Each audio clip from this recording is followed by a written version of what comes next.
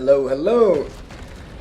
After having, I forgot to turn the recording on right at the start again, but it's not a big deal, nothing much has happened. I took a pot shot at the Mitsuki, landed a few shells, that's pretty much it. Anyway, last I analyzed or tested the T10, the what the hell is this AO doing? He's launching torps in front of me, I'm turning to make sure I don't eat them. There's no one near us, the game just started. Those torps are 10 km range. He can't possibly hit anything.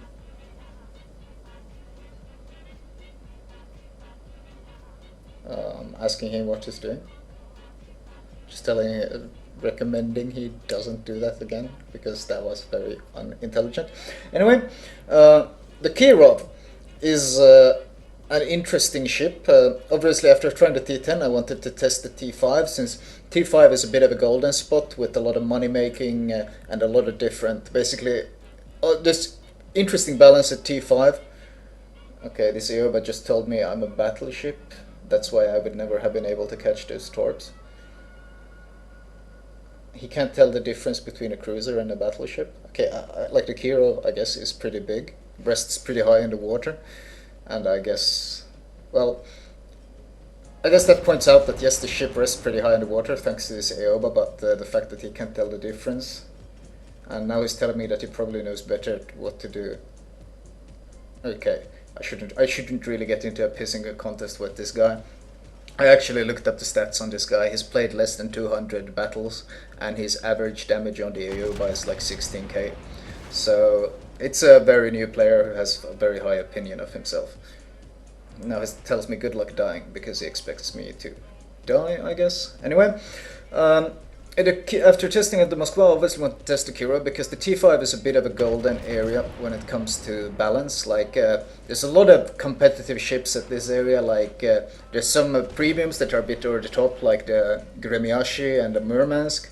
But there's a lot of like different ships that work in different ways, like the Omaha, and there's Cleveland right above, and then we have Ioba right above, which is also very strong, and the carriers are quite strong because there's so little AA, but if they fly into any sort of AA, the planes insta die. And battleships are just hitting their power spikes, New York's, New Mexico, so forth. So T5 ships always interest me. And I think the majority of the player base is probably still around this area, or a lot of games are still played around this area, with all the minikazes and stuff like that. Anyway, so obviously I wanted to test the seal clubbing ship, so to say. The Kirov had some interesting stats, with the much bigger guns. First, when you look at the turret placement, you realize this seems to be some sort of strange combination of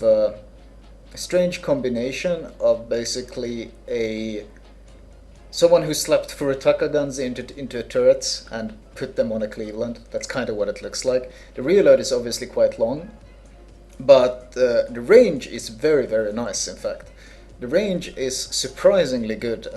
You kind of feel like a Königsberg when it comes to range. It feels like this is a bunch of different cruisers that have been jammed together. A bunch of different T5 cruisers, like the Furutaka, the Omaha, and even the Königsberg, all slapped together into this mishmash that is the Kirov. But it is strong. It's definitely a strong ship. I've played, this is my second game in it, and already I have had good success with this ship. Of course, part of it has to do with this is basically seal clubbing, so obviously the skill level difference obviously plays a role, but then again I feel like that's always going to affect certain players in certain ways. So the ship itself has, first of all, the firing arcs are good. They're not great, like for example the Cleveland firing arcs where you can basically charge straight at someone, but they are very, very good. And the range, as you can see, this guy, no problems whatsoever hitting these guys that are, I think the range is 16.8 on the ship or something. The arcs are pretty high, as you can see, long range. You can see 11-second shell travel time when you're firing this far away. But that still means you'll be reliably able to hit battleships, even if hitting cruisers can be a bit iffy. But battleships you can definitively spam with HE from long distances, which is very nice. The fire chance, well, it seems decent, nothing overwhelming. I think it would be pretty imbalanced, but then again, your fire rate is very slow, as I said earlier. even though the ship itself handles quite nicely. It rests pretty high in the water. It's pretty paper, honestly. Once again, they have to balance for the range, and so far Wargaming's way of balancing for the range seems to be making ships paper. That seems to how they balance most of the ships, like the Mikhail. Shit on the range, complete paper ship. German low-tier cruisers, complete paper, and so forth. I'm switching to AP now. Königsberg is popping out around the corner. Oh, I didn't aim far enough ahead. I still got one citadel. Oh, the Karlsruhe finished him off. But you see that the shells are fairly slow. It's by no means railguns we're talking here, but they're decent. It's playable. It's not like, let's say, York shells before the buff. It's nothing like that. It's definitively playable, and I feel once you get used to this shell traverse, you will be very, very strong with this ship. There's some getting used to it, because it's basically like playing the Des Moines, if you haven't played it in a while, and you have to suddenly, or the Baltimore, they both have the same shell arcs. You have to get used to this bit of an extra arc, but ultimately it's not a big deal. It's very manageable, and the actual damage of the shells seems very good, and the armor penetration seems very satisfying. So even though there's a long reload and large arcs, the penetrative power of the shells is very impressive. And honestly, on this low tier, when a lot of cruisers insist on giving you a lot of broadside, you can punish them very hard with this, which is always nice. I'm gonna close the distance. I've activated Hydro in case if Furtaka has 10-kilometer torps. In case he torped, I just want to be forewarned. Oh, did he stop turning? I really hate that new hit sound when something breaks. Like, Jesus, what were they thinking? That's literally the most annoying sound they could possibly come up with. I have no idea why they added it. I do not like it at all. No, now he's turning again. Let's see if I can hit him better this time. There we go. 2 citadels and engine. In low tier, every time you citadel, you seem to break an engine. I swear. Like, the engines are so flimsy on their ships at these tiers that you just constantly break stuff. That should be him dead, I think. Yep, another 2 citadels. And that's a Furutaka deleted. I don't really care about Mutsuki. My Hydra spots the torps, so nothing to worry about.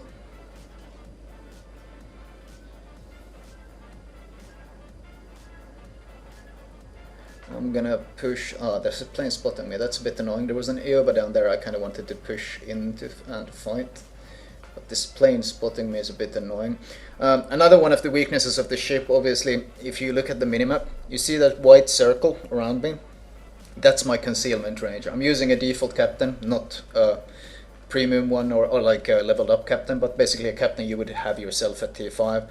So obviously I don't have the concealment perk, and it shows. This cruiser has massive detectability. This is like Pensacola levels detectability. Everyone can spot you. I think it might even have the worst T5 detectability. I'm not certain. Like I won't swear it, but it's really terrible. So there's not much sneaking up with this ship unless you do it around obstacles. Now this Aoba, obviously his arcs are far superior to mine. So I kind of want to close the distance where I can really put these meaty AP shells to work. Because Aobas, when they get sorted into T5 matchmaking, they tend to underestimate their opponents quite a bit. And by underestimate, I mean they tend to give broadside. And the Kirov is a ship you don't want to give broadside to. I think that was a bit too close to him. I underestimated the arcs again. Yeah, that was too far behind. I'm not going to repair yet, because it's just engine I don't really need engine power right now. It's not a necessity. I'm waiting for this volley to hit. Basically, there we go. I repaired while it hit, so I neglected any damage. And 3 citadels. I think this guy wasn't he like pretty much full HP when I started? I think he was pretty much full HP, and you can see how quickly, if you give broadsides to the ship, how quickly you get punished for it. No citadel of that. Now I'm angling myself, since, oh, there's his torps. Good time to speed up then. Yeah, I'm angling myself. He switched to AP now. I think it's too late. Another 2 citadels. and he's dead. That's what I mean about the penetrative power, that these shells or this caliber of guns are very, very strong at T5. Much like the Königsberg, if people give you a broadside at this tier, you just tear them apart. And you can do it comfortably at a longer range than you can with ships like the Omaha and such. So this is definitely a niche ship and quite strong, I think. But once again, I feel that it's not overpowered, or I have a hard time seeing it as overpowered, simply because the concealment is so crap and the lack of anti-air. I feel like battleships and such can basically punish this ship quite hard. Also, looking at the side profile, I feel like this entire ship is basically one big citadel as well. If you can see those two huge smokestacks, I feel everything between that is like probably citadel on this ship. So it's very fragile, and it's a very flimsy ship, but on the other hand, it has a lot of firepower.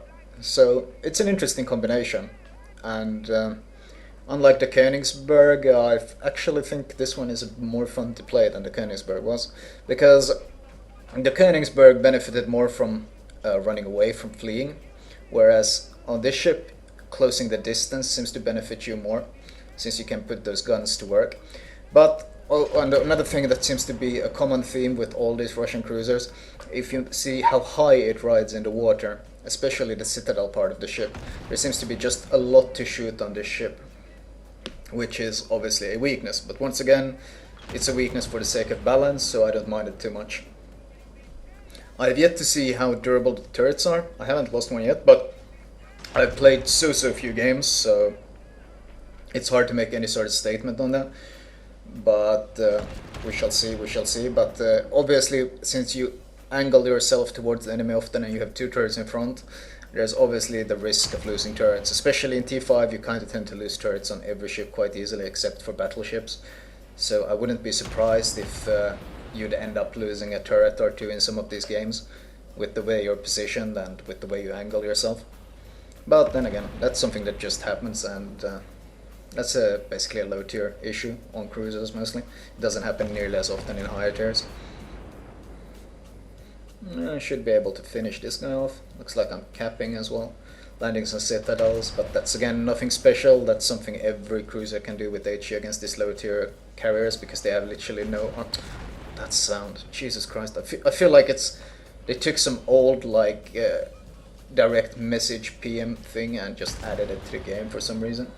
If I see this Flamu in one of my next games, I'm gonna team kill. Okay, that guy died.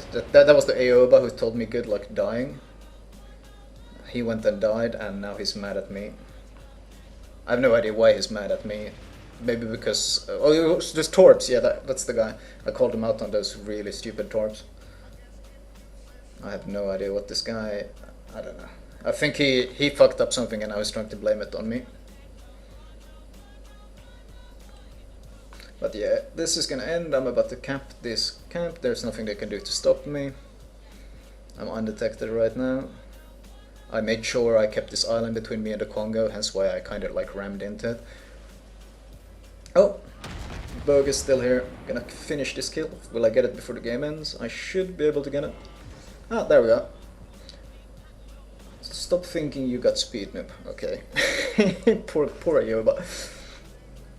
Anyway, end score, of course I get no money and no XP. Damage wise, 113k for a T5 game. 15 citadels ultimately, which is quite nice.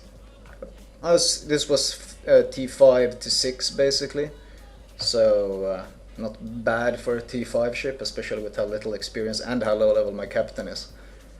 The AP, overall, this ship seems like a verified Sealclubber to me.